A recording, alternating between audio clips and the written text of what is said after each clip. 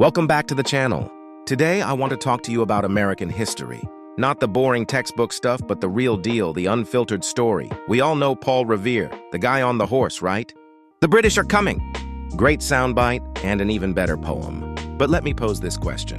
If we only remember the heroes our elementary school teachers focused on, how much of the actual American foundation are we missing?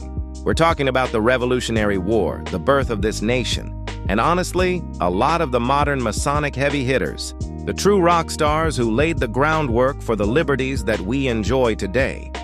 They've been relegated to footnote status. Why? Simply because they weren't in the poem. Think about Revere's Midnight Ride. Did you know that it wasn't a solo act? The whole operation was planned by the era's Grand Master of Masons, Joseph Warren. You know who else was supposed to ride?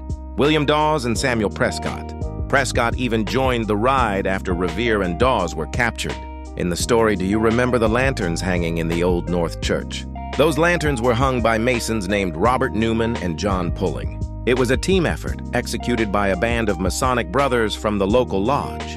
If it weren't for a simple poem written decades later, we might not even remember Revere's part, let alone the others. And that's just one example.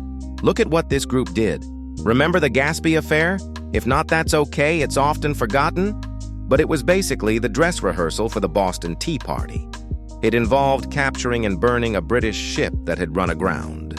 Who led that charge? A group of Masons from St. John's Lodge No. 1 and the Tea Party itself?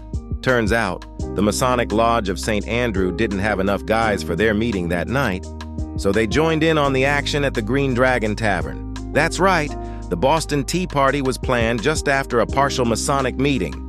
These were everyday people, yes, but they were also a highly organized and vastly connected network. They weren't just drinking buddies. They were building the very foundation of America, brick by brick. The heroes we celebrate today, the ones who made our freedom possible, many of them were heavy Masons, extremely steeped in the ideals of Freemasonry. They faced down the fear, they embraced the risk, and their purpose is still seen today. So here's the challenge. We see these amazing acts and we wonder, how would we react?